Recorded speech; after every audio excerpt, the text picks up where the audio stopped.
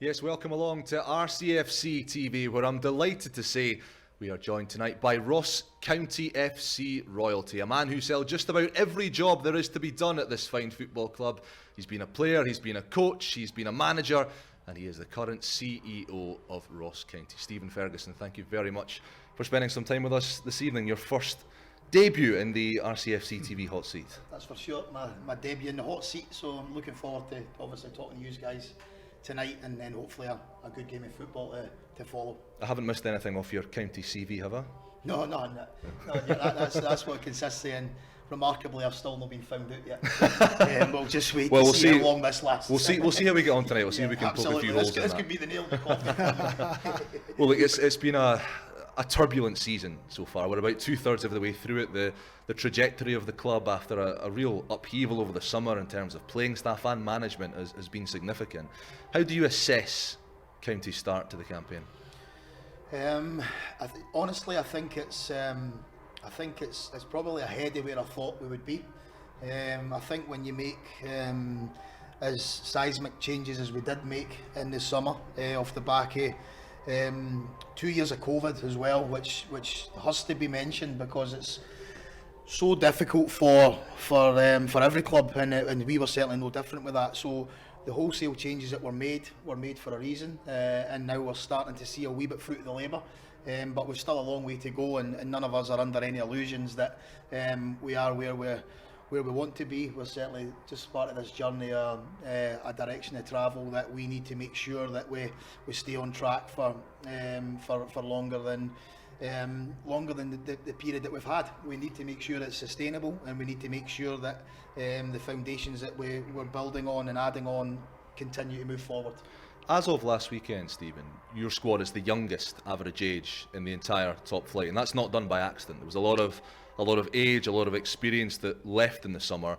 With that comes an element of risk, particularly when you're replacing it with young and very exciting players from other environments. Why did you guys take the decision to do that, and what was the long-term strategy behind that overturn?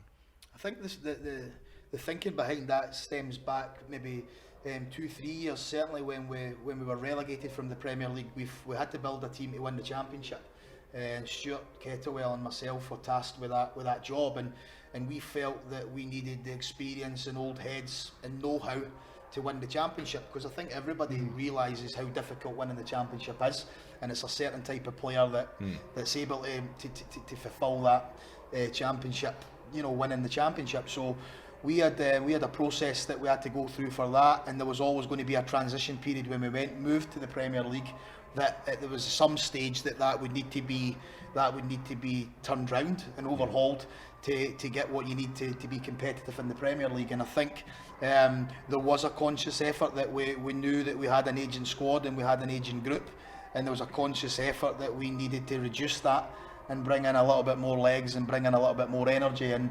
thankfully to this point we've been able to do that. So what is utopia for Ross County? What do you want this club to look like? What do you want this team to look like on the pitch going forward? Is it top six? Is it consistently challenging in that ballpark in the division? Yeah, I think we as a football club want to be sustainable in the Premier League, and we want to be competitive in the Premier League. Goes without doubt, every club's the same. We'll set our in-house targets, and we'll have certain things that we want to achieve throughout seasons and cycles, but we need to make sure. I think it's 9 of the last 10 years we've been in the Premier League, and we asked ourselves a really honest questions over the last 6 to 12 months. What did we stand for? What do we want to be?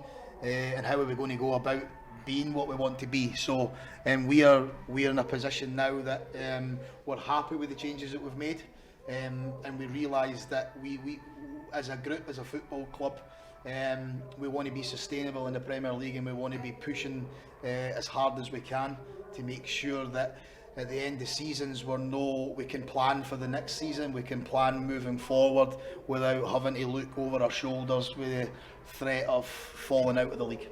There seems to be, as well as part of this vision and this strategy, a real bond building between the players, this young team you've got out there, and, well, to pardon the phrase, the young team in the stand, particularly the young lads over in the jail end. I'm sure you'd rather they stayed off the pitch and in the stand when the last minute goals go in, but it's great to see that young following, the bond, the I guess, the link that they've built up with the players and the relatability perhaps between them and what they're seeing on the pitch. Yeah, and the pleasing thing for that is that was a big part of this overview that we had. We looked at our fan base. We looked at we looked at the people that were attending the games, and we done an exercise to recognise that we needed to make sure that we had a next generation, not only of supporter but of player as well. So there is that bond. We feel like everybody's coming out of COVID has kind of started this journey together, and when we launched the club strategy, we made sure that every member of staff was involved in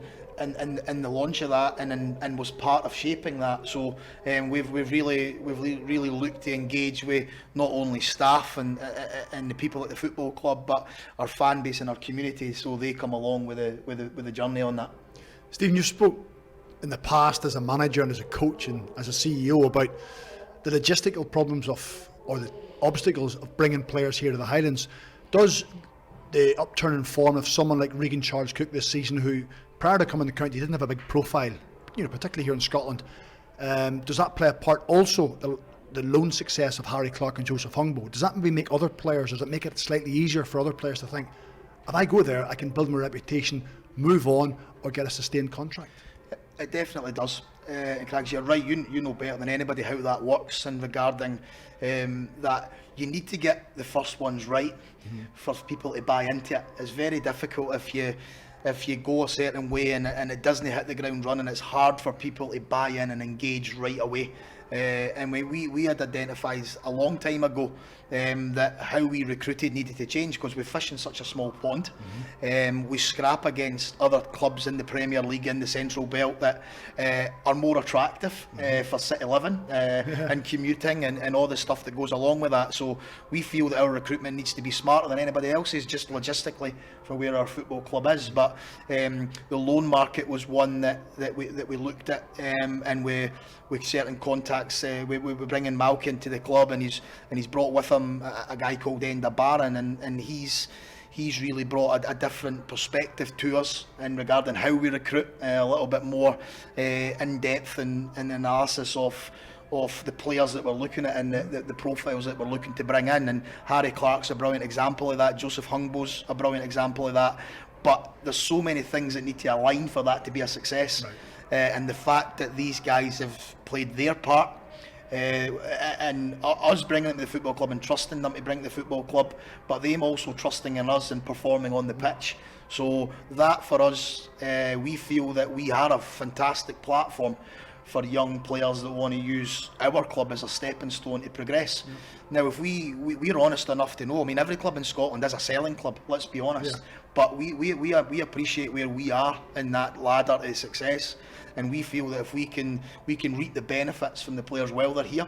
Ideally we get 60, 70, 80, 90 games off them before we move them on, but there will be occasions that will happen quicker, as has happened with Harry Clark and one of our own, Josh Reid, for example, but circumstances will always be there. But the fact is that we have got a platform for people and involved in the club strategy that we've just launched, as we want to make sure we recruit well. We want to make sure that we develop the players that we're recruiting. The third thing in that is we want to reward the players while they're here, and we want to make sure that we're progressing them while they're here by that incentive to reward, and then ultimately we want to sell them, and that will be that is ingrained in the strategy that we've launched, and we feel we've had a good start. Let's just say we've had a good start in that model, and that will be a model that we'll look to continue with moving forward.